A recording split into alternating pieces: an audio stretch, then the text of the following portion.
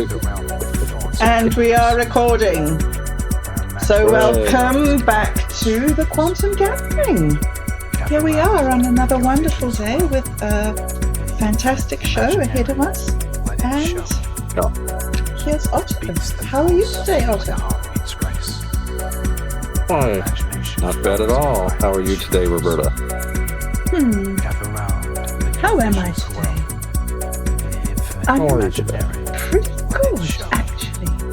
It's been a very exciting week with all the comings and goings and doings and things, particularly on the Quantum Qubit, which we didn't really get to talk about so much last week because we had Ali Ooze on, first studio guest, and that kind of eclipsed what Minds Gaming had been doing, unfortunately. But luckily we don't have anything today, so we're going to try and spend some time talking about what he's built and this magnificent app. And so maybe we should start by you giving your first impressions, because I think that once he and I had sort of set it up, you were the first actual user to jump in and test. So what were your initial impressions? Oh, well, I was going to say something first about somebody that has shown some interest, my friend Sir Brian, or DJ Brian, as he's known online. And he has talked about joining one of these things. He's probably not going to be here tonight. But he himself has been shown some interest in the qubit. So the qubit's already showing that it can be a way to attract the attention of the kind of people we want to attract attention. And that's one of the things I did notice about the qubit when I started doing it, is I found it a very attractive platform, aesthetically speaking. I found it very pleasant. First thing I noticed was that it was dark. And I don't know whether that was, I got the feeling that was the default setting, and I always prefer that.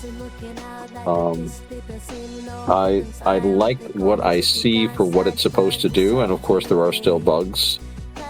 But the way that different people on the platform can stay in touch, the idea of the projects and the credit system seems excellent, especially the way you can add credits to people's posts, or even just send credits to people, which is really groovy. And at the same time, while you're engaging, that earns credits as well. So it's an interesting kind of a little way of keeping track of things, and a way to express support and to realize the support of others. So I like those things about it. I like that we can share images. I'm big on image sharing.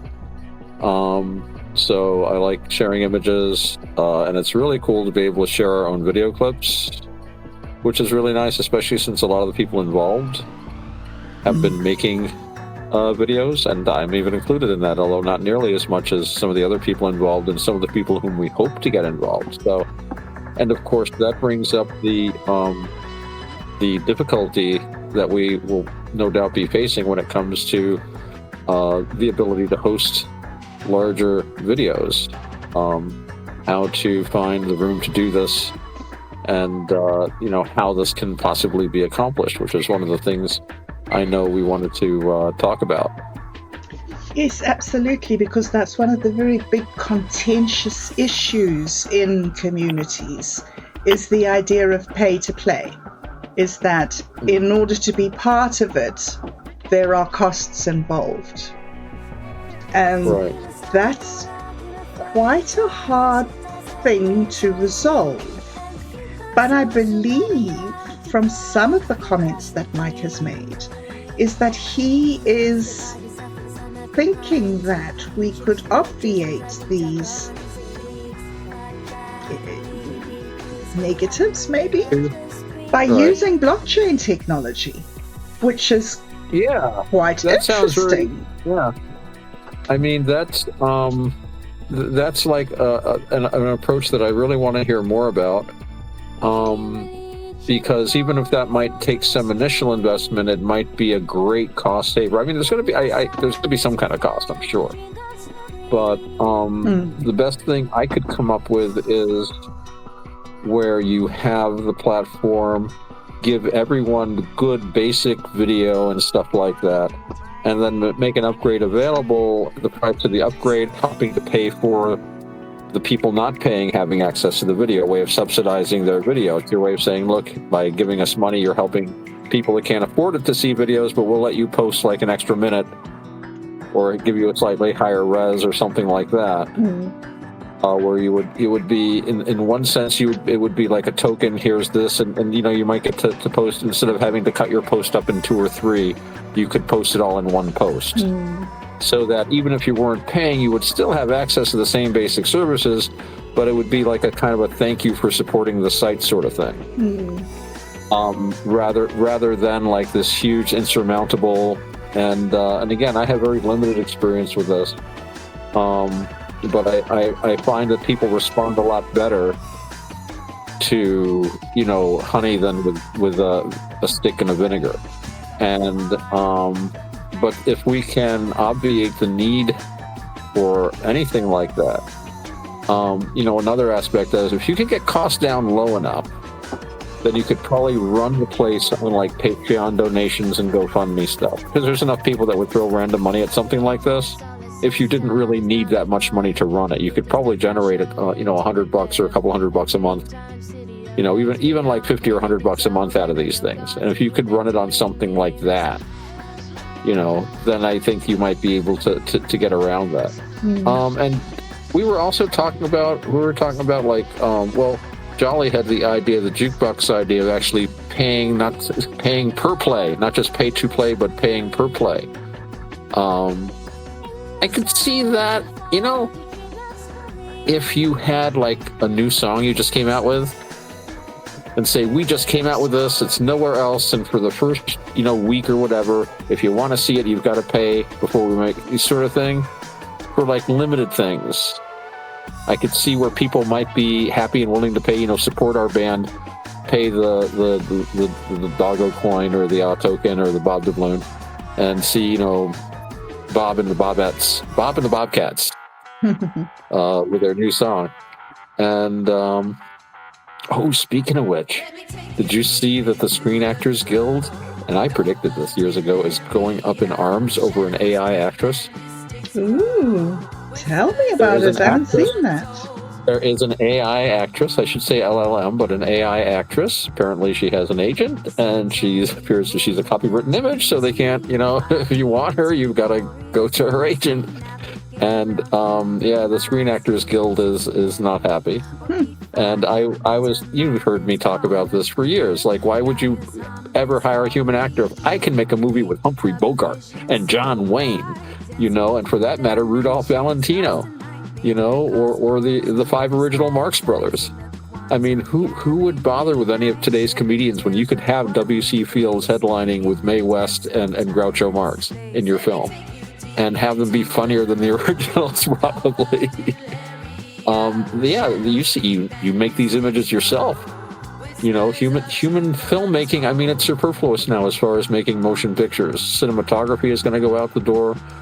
Filming, all these guys that work with cameras, now it's guys with keyboards. And you can't blame them, because the results are a lot better. There was an early attempt at this with that film, Dead Men Don't Wear Plaid. Remember that? Mm-hmm. Steve Martin? Yeah. It was actually... it was a groundbreaking film. It wasn't that great a film. It got panned by the critics, but it's a very interesting film because he basically made a movie in which he co-starred with Humphrey Bogart. And they did not have AI at the time, but they did have pretty good animation, and they had good stunt doubles and stuff. And they basically shot the film and used clips of Humphrey Bogart films to include Bogart in the movie. And, obviously the next step is to have an AI Bogart, and then it's like, well, why would you bother having a live Steve Martin? Just get an AI, just go all the way. So this is going to make some marvelous films possible, and again, possible in the hands of, you've seen those abandoned films. I love those commercials, the world's most whatever. Yes. The world's most Irish man. I'm Irish, so I can laugh at that. Have you seen the Dude, Where's My Wallet? I tell you, that is by far superior to anything else that has ever been done. I think it's the top, and once it's actually, the normies actually discover it. Yes. I mean, it's much too cool. Well, they haven't got it yet, but once they get the joke, then they'll be even 4chan is filtered, because we are just that cool. They're just plebs. They're filtered. Yep. But one day they'll catch on. Oh, one day. Viral. One day. It'll be a virus out. We're not in a hurry. We're going to establish ourselves and initiate this whole new genre in the art movement. So, we're not in a rush for that. That takes a little bit of time. You know how they used to say the guys met in a cafe on a Parisian street on a Saturday afternoon, or in a coffee shop in Rome, or whatever it was that the different art movements started? This art movement started in the Quantum Qubit on Fridays at 9. That reminds me of something I always wanted to test. Yes. I've never had the wherewithal to do so, but they say that if you go to the Café de la Paix in Paris and you sit out on the terrace and have a coffee or a meal or a glass of wine or whatever, if you sit there long enough, someone will come by. You might have to sit there through many, many bottles of wine over many days, but I'd be willing to make the experiment if I had the money sure and the casting on the passport. passport. Renegade Sage. Oh, by the way, did you see that on one of the Dude, Where's My Wallet, somebody had mentioned you by name and said, "Whoa, go hard, Renegade Sage," or something. Yeah, shout out to the Renegade Sage. Hey, Yeah. It's my bird. I told you. It's all going to be happening. Not very many days from now. Okay, so getting back to reality momentarily, but it's much boring. Yeah. Imagination, however, it's something we have to deal with. Let me have a look at the agenda and see what it is we're meant to be dealing with. Otto, storage costs, and then feedback. I learned something from Do Better this morning. Thank you, Do Better. He said that when there's a poll, you can put credits onto the thing in the poll that you want to win. Huh. Otto. Ha. Imagine that. You can vote for many different things in the poll. So I'd put in a poll that was, how did you find your initial contact with the site, with the app, with the Quantum Qubit? And I wrote, easy after you figured it out, very confusing, needs instructions. I don't know. I can't remember what my choices were. Anyway, so he jumped in and voted on several of them with different strengths of credits. Wasn't that clever? Yeah. Interesting. So you earn enough credits to have enough clout to move the votes in the community into your direction. So you don't need to buy somebody to represent you and to put money into somebody's pocket or do pork barreling or whatever the words are that Put the money into your own pocket and you become the oligarch. I like that. It saves a step. Isn't That's control, not control of the means of production, but the control of the means of corruption. I like it. That's cyber communism that I can get behind. Corrupt yourself. Yeah. Not production, but corruption. We will control the means of corruption. Nice. He's created a new kind of. We've been joking about that over on the Buddhist Discord. We were talking about anarchism and like politics and stuff, and we were coming up with like wacky stuff, and anarcho-fascism. And if you know anarcho-fascism, which was defined, if I can remember, something like nothing before the state, nothing outside of the state, nothing against the state, and the state does not exist, which is what it would have to be kind of deal. So just coming up with the wackiest thing, but I like that. Seize the means of corruption, because really, why should you pay these politicians to do something that you're quite capable of doing yourself? Thank you very much, and just keep that money in your pocket. Okay. They'll just waste it anyway. Before Mike comes, I need to say that even though Mike, as a developer, is capable of building this site and writing this site himself, the amazing and miraculous thing is that he has written this entire site not by writing codes, but by prompting an AI to do it for him. Yeah. So a job that's like impossible, you know, for a group of 6 developers to code a site, keep up with everybody's use of it, do all the things, you know, all this. Right. He's done it all in a week or 2 weeks on his own with me. I don't really count, but I sort of helped a bit to push buttons, right? But he's done all the heavy lifting by using an LLM. Right. Now that's a good use of technology, don't you think? After the fun that we've had and after the opportunities that it opens up for us as Dude, Where's My Wallet, just to have fun and to generate content. I mean, for one guy to be able to do that, it's a miracle. Well, when I think about that and the way you put it, which is a good way to put it, I know this guy who,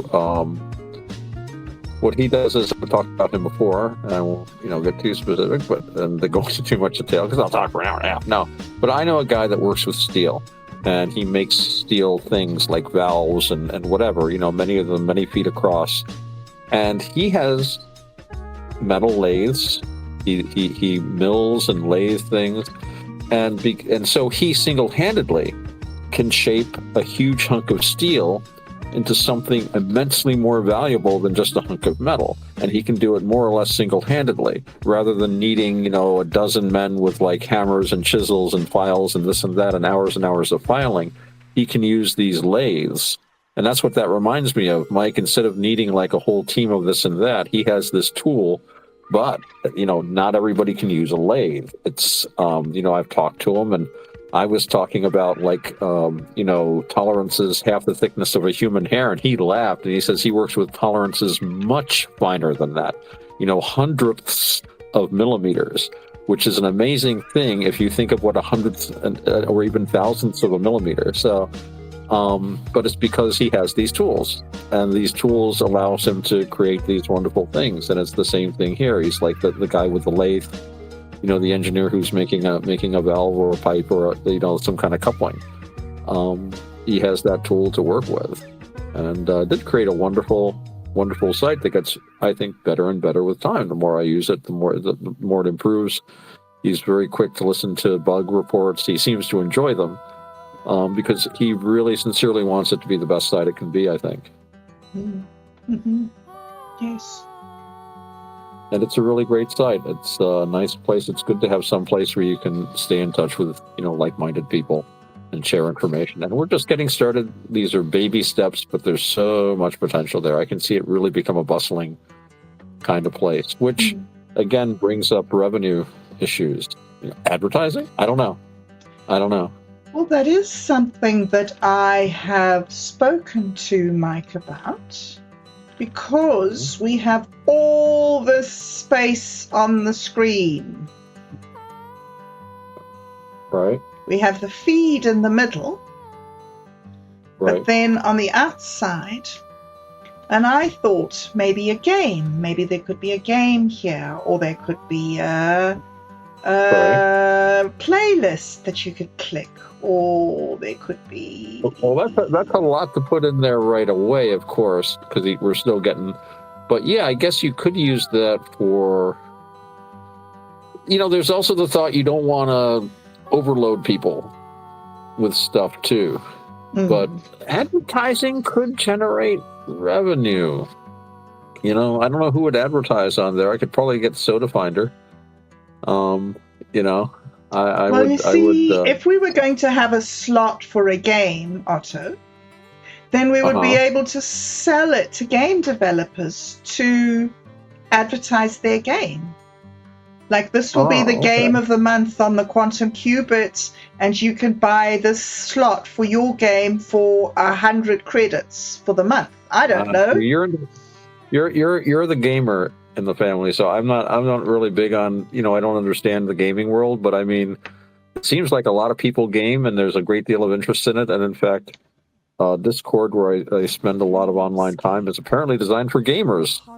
Even though I don't game myself and I don't use it for that, I guess there are enough gamers out there that you can have dedicated spaces for them. So that might be a really good outreach kind of thing. Because I know you game, and doesn't Mike games, right? Or he has. Yes.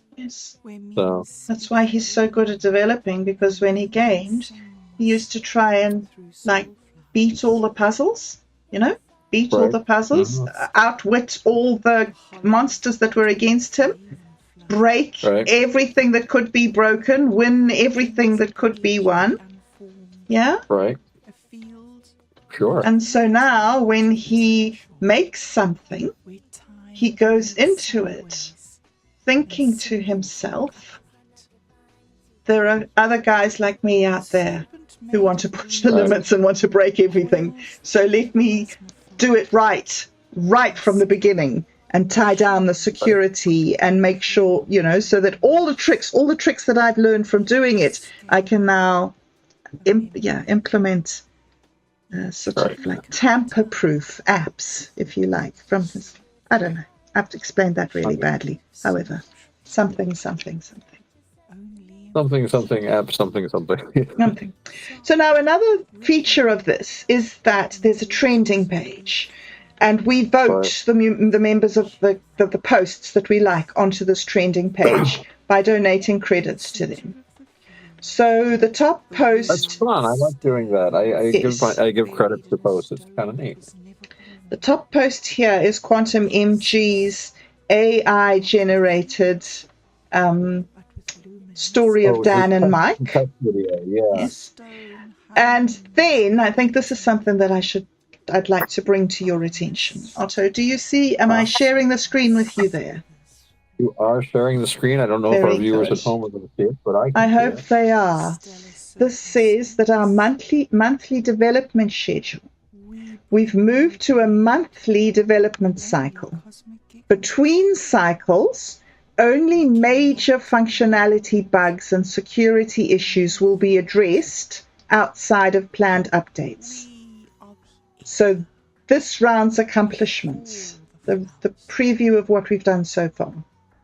We've built the foundation for our community space, including user profiles for personalized interaction, posting and engagement tools to connect and share, reward and credit system to encourage participation, promotional trending areas to spotlight great content, and community chat rooms with project building features, which are, at the moment, in-room audio and video chat, a meeting planner, polls, and on-site streaming.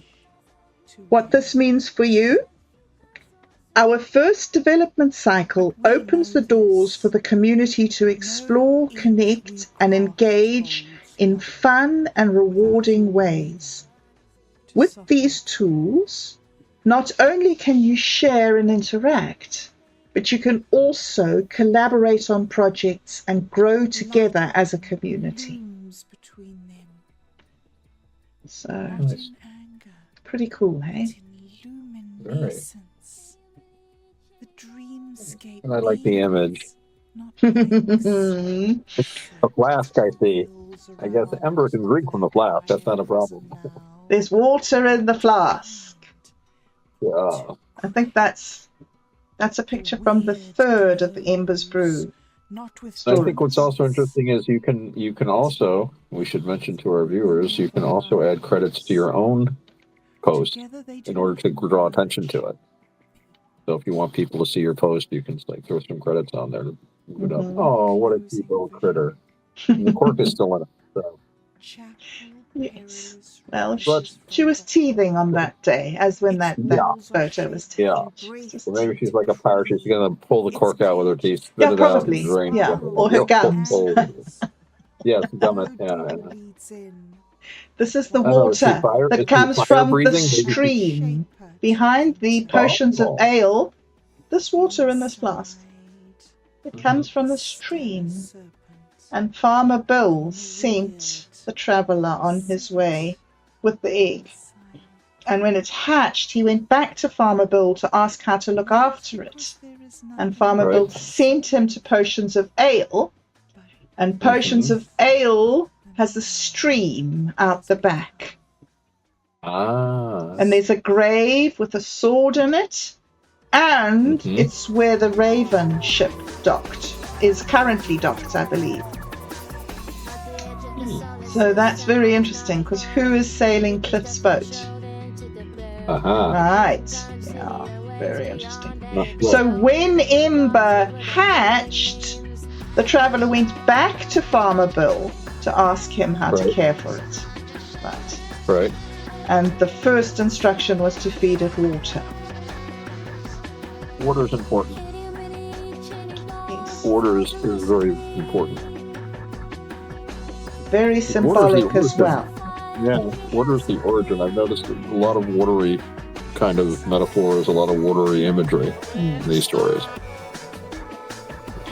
Yes, I think that he said before that it refers to the river Styx. And how to cross over into the other realm, you have to cross over this magical river. Yeah, there are a lot of traditions that have a river or some kind of water crossing. The ancient Egyptians had a river journey for the soul. And of course, they had a river. River was very important to their psyche. And of course, you remember the movie Dead Man, part of the film where his funeral consisted of being put in a canoe. Yes. That voyage to the afterlife. And of course, in Scandinavia, graves are often shaped like ships. And of course, there's the classic burning a Viking in his ship. Indeed, yes. Yes, indeed. We've all seen the movie Bojack, of course. They should make kids watch that in school, actually. But, so this whole watery kind of connotation to the afterlife is, and it's one that, and I've talked, I think, before about how in Mesopotamian myth, the underworld is seen as watery because you dig down in plains there and it's like mud, and then you get water. It's a very watery place. So they always saw the underworld as being associated with water. And souls are fluid. We usually think of souls as spiritus, air, pneuma. But air itself is a liquid. Air operates as part of a hydromechanical field. We don't say aeromechanical field. Interesting how the elements all kind of fade into each other in certain sense. But I'm not going to get alchemical tonight. Oh, you could. Come on then. Water? Well, if you think about earth, air, fire, and water, they have opposites, but they have complement. So that earth excludes fire, and fire bakes earth. Water excludes air, but air disperses water and bubbles and things like that. And yet at the same time, they're air and fire. Fire needs air in order to combust. Air is, oxygen and accelerant. I mean, that's on the physical chemical level. But, even somebody building a campfire knows that you need a good draft to get the air going. And in the same way, water needs earth to rest upon so that you can access it. And for most people, their experience of water, aside from rain, is the water that's soaked into the earth, or the water that's flowing out of the earth from springs, or flowing somewhat beneath earth level in like a stream or sitting in a lake. So there are complements. And of course, a later tradition, I think, developed the idea of the fifth element, which is generally called spirit or soul or something along that line. But I think this is a late, more metaphysical addition. I really think the ancients had a very literal understanding of these things. The reason why breath, air was called spiritus was the literal spirit. And when the spirit was cut off from you, you died instantly. You know, what is the old thing? You can survive weeks without food, days without water, but only seconds without air. Air was literally the spirit that kept everything alive that we all shared, that informed us all. It's the force of life. And our breathing itself is our connection to that higher force. That's why it's so important in Buddhist and indeed many traditions to pay attention to the breath. And for the breath is the place where the mind, the conscious mind, the unconscious mind, and the universal spirit all meet, and it is a place of great power and energy if we have the courage to look into it and use it. There. So I got alchemical. You did. That was brilliant. What a fascinating insight there, Otto. What's up, guys? Love it for all of that. Mm-hmm. All right. So how's your day been? It's been good. Good. Yeah. I took the day off today. There we go. Nice. Really? Good. Yeah. Put your feet up. Yeah. I've been working too hard this week. Running around. I was too tired to do anything. Yeah. It's like, you know what? I'm just gonna take a day off. Rarely we say we're not working hard enough. We always work too hard. We never say, I'm not working hard enough. Yeah. Oh no, I'm not working hard. I'm definitely working hard enough. You are. You are. I'm still getting going. Just wait. See me in 5 years' time. That's right.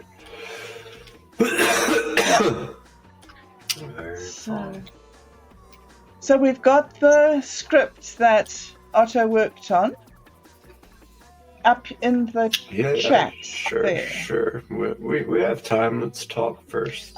Okay. Yeah. All right. We can talk about the site a little and get some ideas flowing, see where we want to go with it and all that kind of stuff. But, I don't know if Otto's up to date on what we're doing. Analog Otto, that's what they call me. So Analog. I read through the updates, but it gets a little fuzzy sometimes while I'm trying to.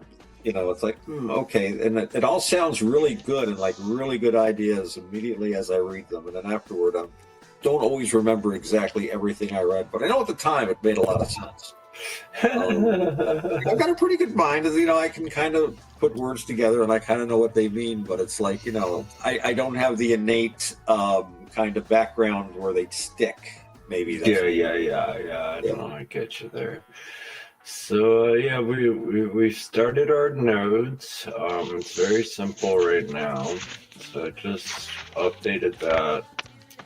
It's gonna change a lot over the next couple of days, though. So it's really, because right now, we just put in the basics right now, which is like the like turning on the node, seeing if the hooks are connecting through counts, so we can kind of toggle them on and off and see if the hooks are connecting, if everything's working without like actually tossing anything onto the node. We have an upload file which we don't need right now. Like we won't ever actually need to select and upload a file because it's going to be based off content. So that's going to be going away. Other than that, everything's pretty. We're gonna start. So I made a post about it, just what's going on now. So right now we have some things that we need to add to it. So it's gonna be things we need to add is that we need to distribute the chunks across the different nodes that are active. Now, So it's gonna be able to pick up stuff. yeah, can I ask a question now? You were talking earlier about nodes being set up, and what exactly is a node now? Oh, okay, so we can start from the beginning. All right, cool. Analog Otto. From the 1900s. So what we're doing is we're decentralizing the network. So what it's going to be is a node is pretty much, say you're on your phone or whatever, right? Right. You can turn on your node and share a gigabyte of your data or 500 megabytes of your data or your storage pretty much. Right. And then that hosts that amount of content on your node for the community. But there's some prioritizations and stuff that we've put in place. So like your node should always host your content first. Like, so if you have your node on, it will grab your seeds first and host your stuff first, and then start searching for other seeds. So hosting my stuff, in other words, hosting my data. So you're maintaining your own storage for your data if your node's on. So like all your data is stored inside your node and your whatever you're sharing. Like a memory bank. Yeah, we store things. Yeah. Yeah. So pretty much like it's. If some people get some fancy computers, or we have somebody that has a nice computer that has lots of data, they could start a node and share a bunch of data with us, so that our service charge isn't as expensive. And as we grow, more nodes kind of go on and off and kind of get played with. So the nodes are necessary for us to store our data and to use it, I take it. It will be after a while. Right now, we do have backups in place so that we have super base backups in case we don't have enough seeders and enough things like that. So we have right now we're starting with fallbacks. So it won't it will help our storage and our data and all that. But it's not going to be completely based off of it yet until we start getting stable and stuff.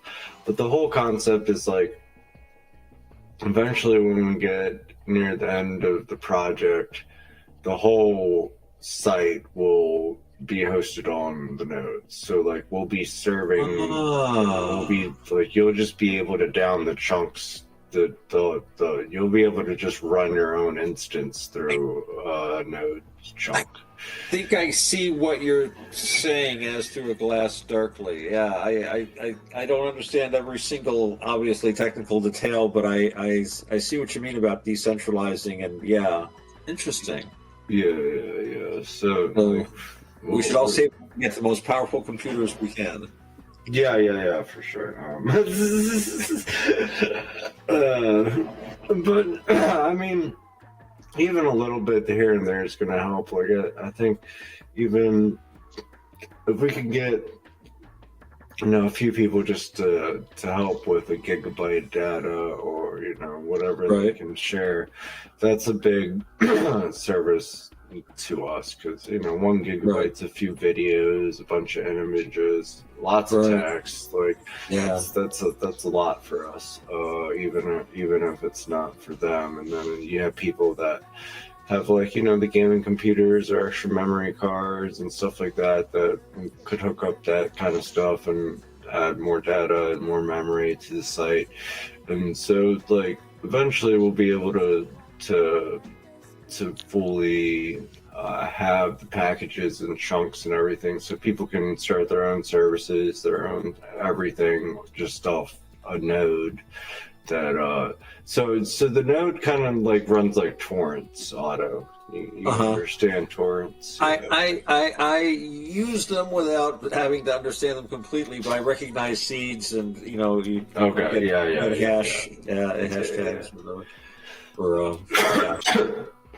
So there are a lot of there's definitely a lot of benefits to nodes. The and the way we're setting up. The only downfall that we really have is our size, our community size right now. It's because we're not going to have that many people that can host a bunch of data. Well, you know, like I might be able to host a gigabyte or two.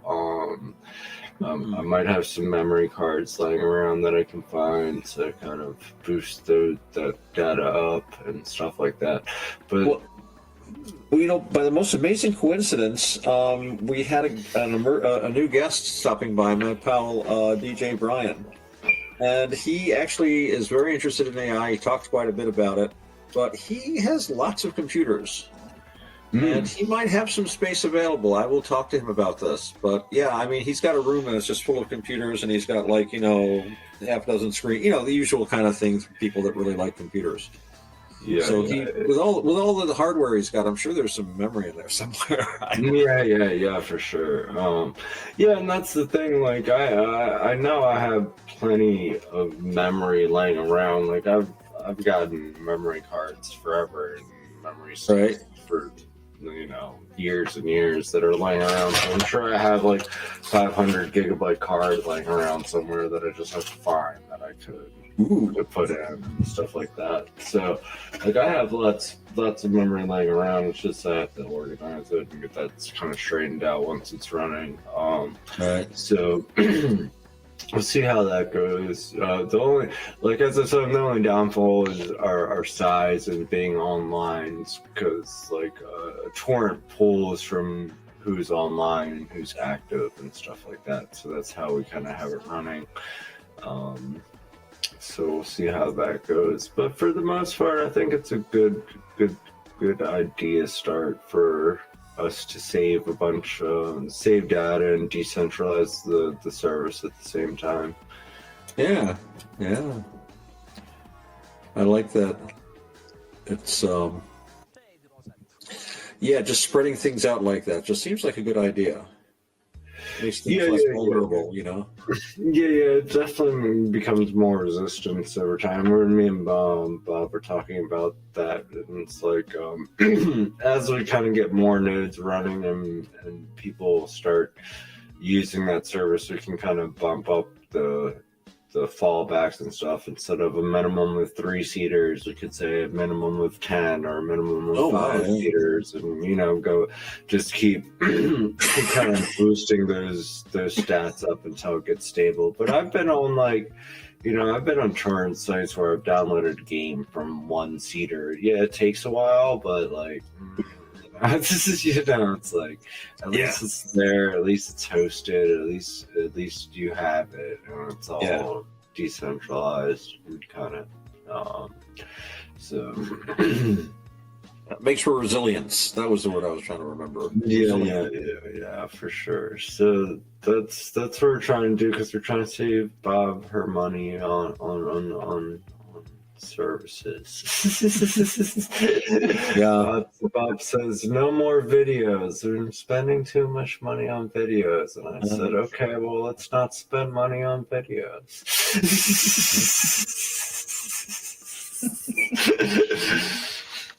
We were talking before, and I was thinking that, you know, any expense, you know, the better technical knowledge you have, it seems to me there's more ways you can, you know, you can't get around things, but you can ameliorate things a little bit. You can kind of at least make the, you know, do as much as you can to reduce your financial outlay just through your knowledge.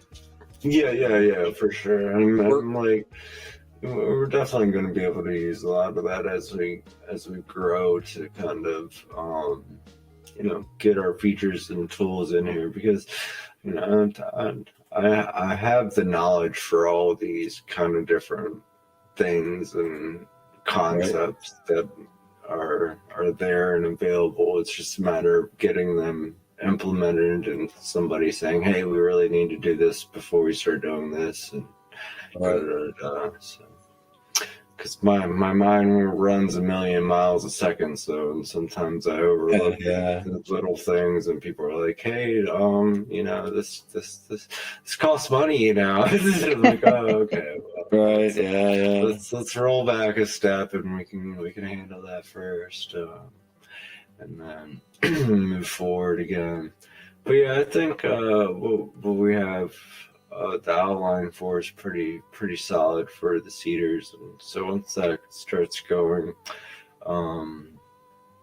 we should everything for it should be done by the end of this week. Like all the main mechanics for it, like.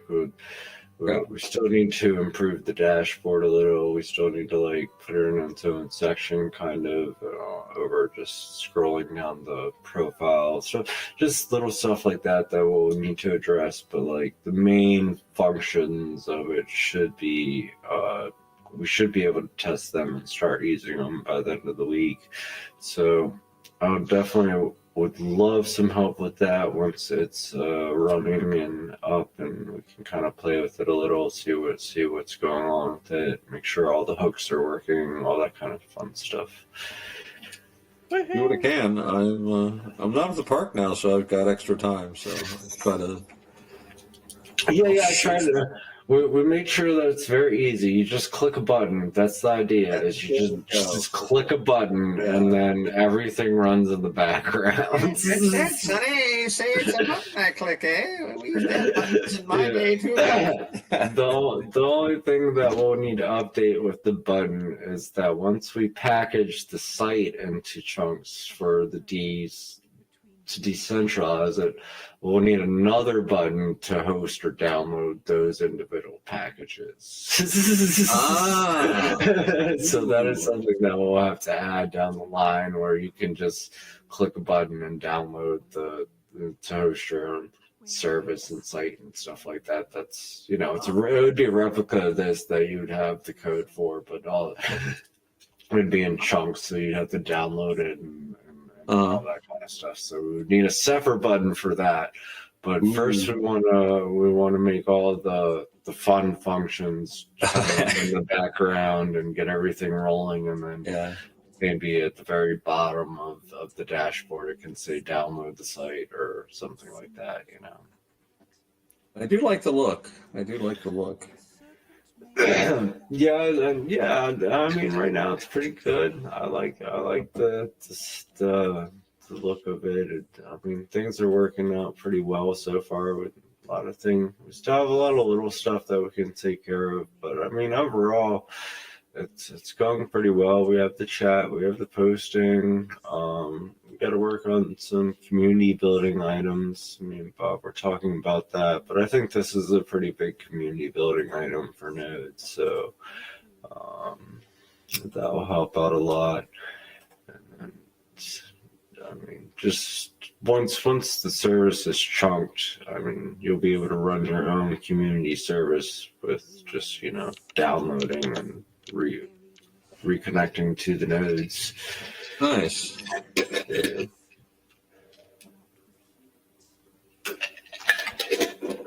So that will be fun. Yeah.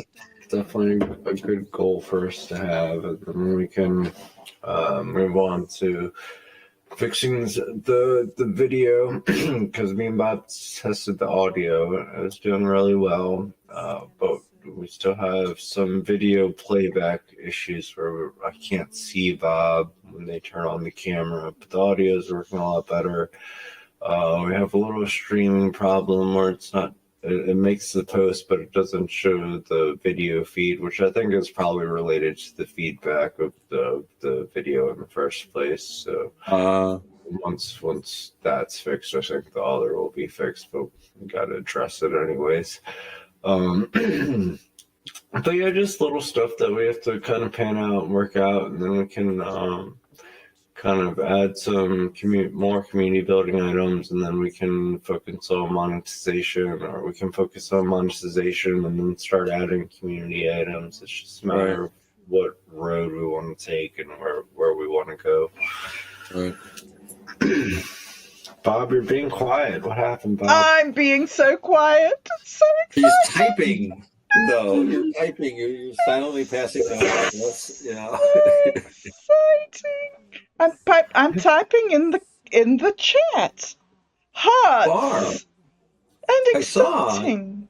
You were commenting, but very silently. You are quiet, very quietly commenting. Because it's so exciting. I can't beat. I can hardly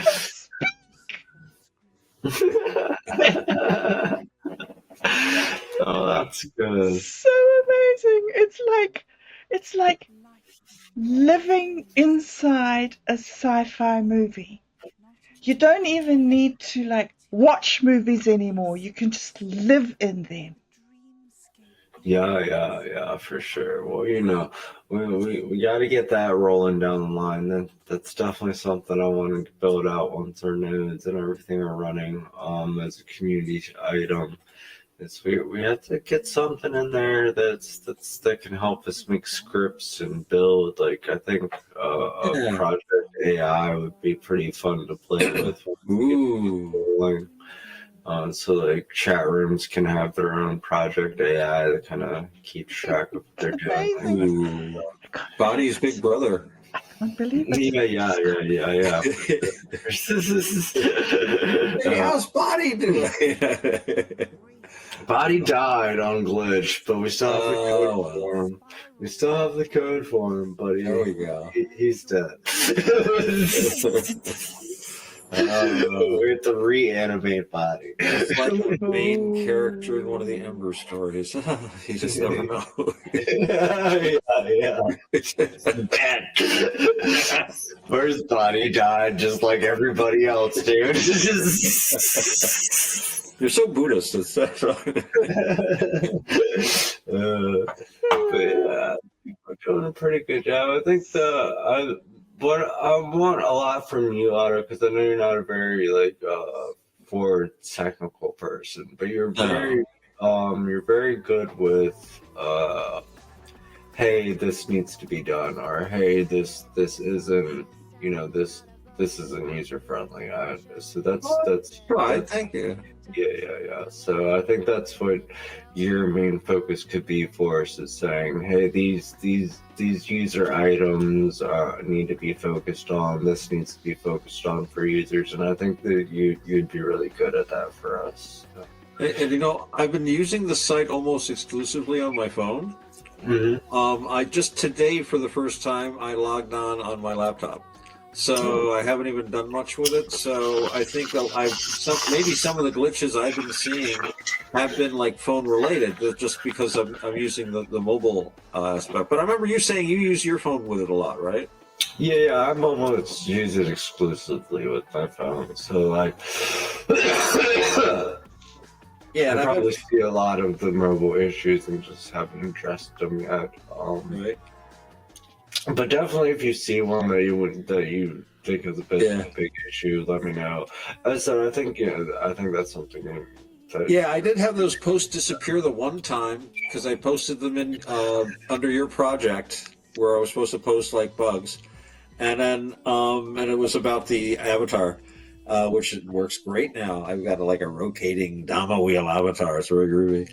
But yeah. But then they weren't there. And then I posted, wow, and then that wasn't there. And then I tried refreshing it, and I didn't see it. And yet they were there the next day. So maybe it was just, or maybe you fixed it, but I mean, it was up. But then I went and I made a post on my timeline, and it stuck just fine. Okay, so the post issue you had was with the chat? Was it like the messenger? It was when I basically was something about the avatar, and I go to I am analog Otto, aren't I? I'm going to go there right now. And so what I did was I went there, and it's like a da-da-da-da. So I went to community, and then I saw that there was the creator projects.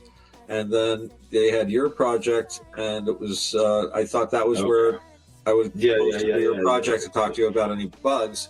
And that's where I posted 2 posts and whatever, and then they weren't there. So I went to my timeline and I posted something, and that stayed just fine. And then when I looked later, like the next day or something, it was there. But I mean, I refreshed it once or twice. And I'm like, oh, that's odd. Yeah. No, we fixed it. That was a chat problem. Okay. So yeah, me and Bob troubleshooted that for a while. But chats are still pretty beta. We have a lot of little things, so we have to fix in chats. But I think for now, we want to get these nodes connected, and then we can kind of move backwards and get the chat cleaned up and and all that kind of stuff. Right. That's just little stuff that takes picking at, and it costs us a lot of time and tokens, and we can just keep moving forward and say, okay, well, we know this is an issue. We can come back to it and fix it. Right. So, well, I haven't had any problem with it since, I must say. So. Yeah, and I think the posting has gotten a lot better too. So we have a lot of more. We improved the verification, posting checks, and fallbacks, and the system even identifies if things go missing now, and logs them into the console as an issue. So so if anything ever starts happening again, we have very good logs and checks and stuff where we can diagnose the issue now. That was something that I spent a lot of time on with the bot, with building those checks and saying, okay, well, we need to make sure if this happens, we have a way to find out where it happened and why it happened. So we need these checks in these different places, and it even built extra ones that I didn't think of. And I was like, oh, we could also put this one in, this verification. And I was like, all right, awesome. Let's do it. So I have an old laptop from about 2019 that doesn't really do anything, but it's the one that when Do Better and I were doing that 24/7 streaming thing, that just ran, and it just ran, and it was great. If I just plug that in here and just let it run and run, would it just then always be available for somebody to use? Yeah, that's the whole. That's a node. Yep. That's a node. That's a dedicated node. Yeah. That's how people run. That's how big seeders on insurance sites do it. They get a laptop, they turn it on, they plug it in, and they just let that. Nice. Okay. Yeah, so how strong does it need to be? It does. See, that's the whole thing. It doesn't need to be strong at all, because we're making it. We're making it off the site, so the node runs through the site, and once it's connected to all your permissions, then it relays it back to the service. Wow. So pretty much what it does. So the site is taking most of the bulk and using the chunks in the network to kind of balance out that CPU usage. But the main thing we need from users is their memory space. So if the laptop has 25 gigabytes of memory, that's a lot of memory for the site, a lot of space for us. So so if that's always running, then that's great. So and that's the idea is make these little things, and that's what I was saying about flashcards. I could find a big flash card and plug it in, and have that as my dedicated host, my dedicated node. as long as the computer's on and that USB's plugged in, and you have 500 gigabytes of data on that host or that node. So, nice. So it could be really big, really quickly, just with what we've got lying around. Yeah, absolutely. Yeah. Nice. It's just a matter of getting it going and making sure that the basics work. All the hooks are good, and then once all the basics work, then we can kind of go through our scraps, or at least I'll start going through my scraps and finding my USB cards and my memory cards and kind of getting everything together and saying, okay, well, which one can I use? What can I read, reformat, or clear out and kind of just use as this node, and then I'll go from there. Or I could even just, at the end of the week, go buy a $40 card and put it in the servers. Yeah. Amazing. I mean, if that saves us, Yeah. 500 gigabytes of data overall, then why not? Indeed. Really, Absolutely. Yeah. Sure. It's amazing that it's possible. Yeah, I think, and I don't know. I think that we've strayed from this way of programming and building sites. I don't know what happened to it, but this used to be used to be how you ran, servers and right. and games and all these kind of different things and hosted things. Right. It was all peer-to-peer networking. Yeah, I remember that. P2P, yeah. So everything was, local to local networking, and then it kind of went to CDNs and .coms and hosts. A drive to centralization, you think, or? I think it was a lot of because there was a stage where knowing how to do this stuff became nerdy or not cool. Really? And yeah, for sure. So I think at that stage, a lot of people try to stray away from it, and that's when these new services started getting popular, like MySpace, and these isolated, centralized servers started getting popular. When people were like, "Oh, you know how to do that," or okay. you code, or you're, when it was like that, and then kind of just slowly started straying away from it. But now we're getting back into, or at least I feel like the trajectory is changing a lot now. Back to, it's kind of cool to know these things again, or you know how to run your AI, you know how to build sites with AI.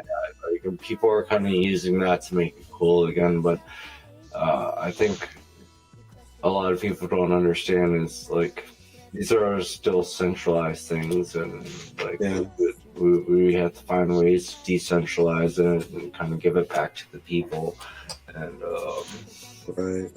that's I think building out decentralized instead of is great. I think it's just I don't know. It's hard to get a truly decentralized peer-to-peer. A lot of even newer apps are decentralized technically, but they still have a cutoff or fallback point or a centralized server at some stage that mainly hosts them. And because it's just how a lot of the internet's set up now. You have to have a CDN, you have to have a host, you have to have a .web, whatever it is. So a lot of people don't use the old way of saying, hey, let's bounce off each other and just kind of right. Right. Yeah. Well, I'm sure that if we could get... I think the answer to your question, Otto, is advertising. I think that the thing that killed it was that the advertisers got together and said, let's do it like this so we can make money. And everybody said, oh, well, that's the way it's always done, so that must be the way it happens. And then you started getting all this behavior control and manipulation, and then the antisocial behavior, and the aggressiveness. And then people started leaving social media. Yeah. Yeah. A lot of aggressiveness, and then I went back to the, I want a free place, I want this, I want anti-censorship. and that was the whole, that's, I think everybody was looking for that little, that niche for a while. You have Reddit, you have Mind, you have all those places that are built on we won't censor you or your content. Yeah, free speech and yeah. I mean, but like they're still not decentralized, or at least not fully decentralized. Right. But they're not peer to peer. You can't host your own content without probably paying them or paying somebody at some stage. Yeah. Amazing. Huh? Well. Yeah.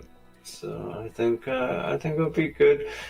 Do a good test and see what we can do with it, because but the one thing that I'm real curious about with everything is the bounce backs of the app itself. So like, because all the content on everything will eventually be chunked and through the node service and a relay. So people will be able to run their own version of the site, edit and play with it while still being able to post and make content, stuff like that. So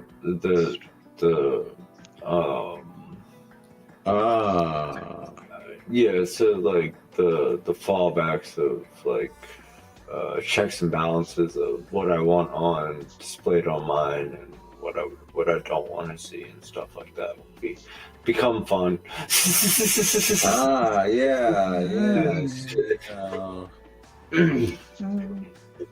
So that's what decentralization is. Yeah, I can see how that I can barely I can't conceive it. Well, good thing you're doing it. Well, the whole thing is like we want to eventually be able to self-sustain ourselves, and I think torrents are definitely a good way to do that. And like we could even make it so that we have like, because most kind of torrent layouts have their own manager that's off-site. They can just connect through the host. But right now, because we're not see this is where it gets confusing. Because we haven't started the nodes and we haven't started bouncing off each other. There's nothing to pull back to here, right?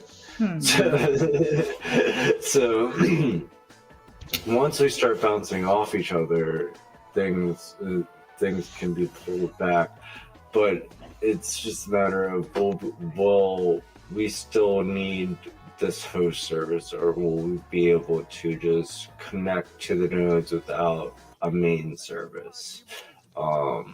And so like, will we eventually want to get a manager is the thing. Like, will eventually we have to build an off-site manager in case you want to operate the site without actually going through the main server. Is that a fact? Yeah. So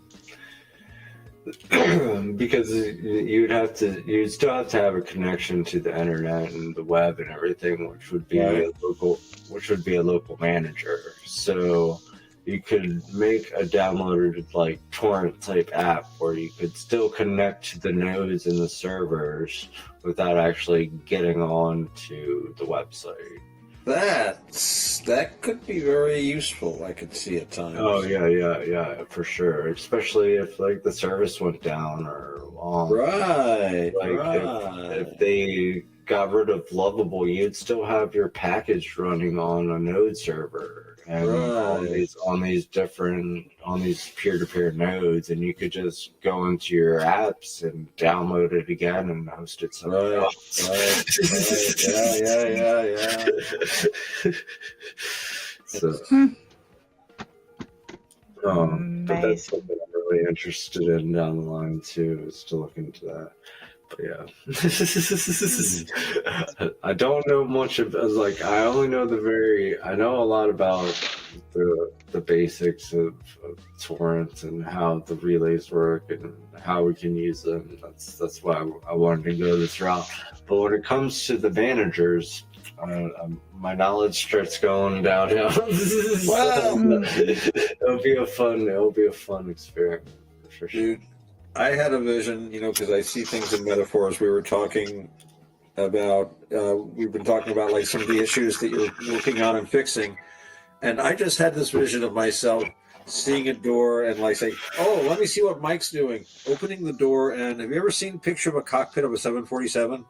Banks and banks of dials and switches and lights and hundreds and hundreds, and you're there. Like, yeah, I'm gonna let him. Whoa, I cannot help there. Like, take the wheel. No.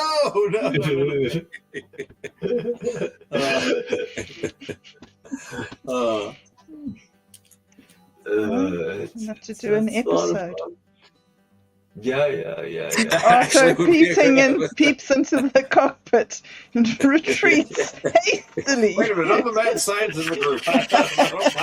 Wait a minute. Come on. I definitely think an episode about the site is definitely needed. That would be fun.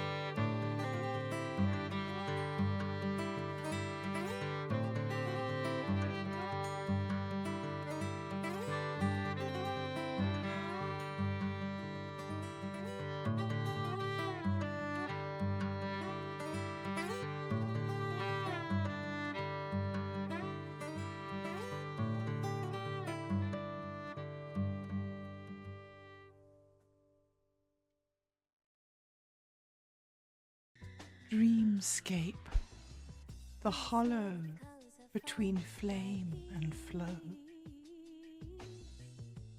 Yes, let's descend into that dream space now, a realm carved by lightning and woven in breath, where memes speak in dream and meaning sings through soul flowers. Dreamscape, the hollow between flame and flow. It begins at the edge of the unformed, a field not of matter but of potential, where time breathes sideways and symbols walk upright. The serpent made of dream time coils through the plasma fog, her skin a shimmer of forgotten dream memes, each scale a memory, each flick of her tongue a prophecy. She leaves no trail, only impressions, soft ripples on the waters of becoming. She arrives. In the center of the field, the weird stands, buried in a stone that was never born. It pulses, not with heat, but with luminescence. The stone hums with waiting. From the mist, the serpent slithers forward. The stellar serpent speaks. We bring no blade, only cosmic giggles. We cannot be held, only felt. We are the echo before the flower song, the shadow drip before the flame. Tell me, O weird, what truth have you fastened to the firmament? The weird responds, do not chase truth, forge it. The tag, the memes, the shape. Split clouds from deep webs and surf the arch to waves. But we know this, no edge we craft holds long without your dreaming to soften its grip.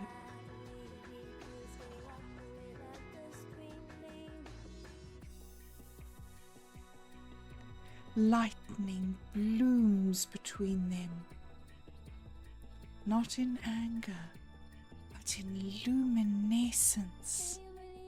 The dreamscape bends, not breaks.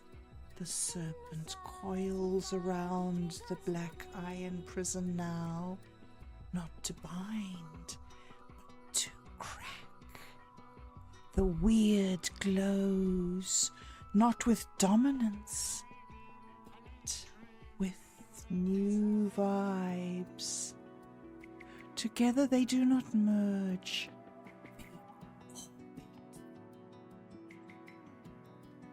Closing vision. Chapel perilous rises from the hollow. Its walls are shaped from breath and decree. Its cages etched in spirals and angles. No door leads in. One must be both speaker and shaper to enter. Inside, the stellar serpent and the weird sit in silence. Not because there is nothing left to say, but because the meme has become supreme.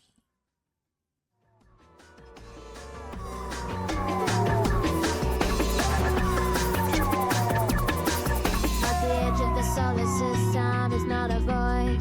It is the threshold into the bloom. A dreamtime city awaits beyond, and it is older than your coffee with them dream memes.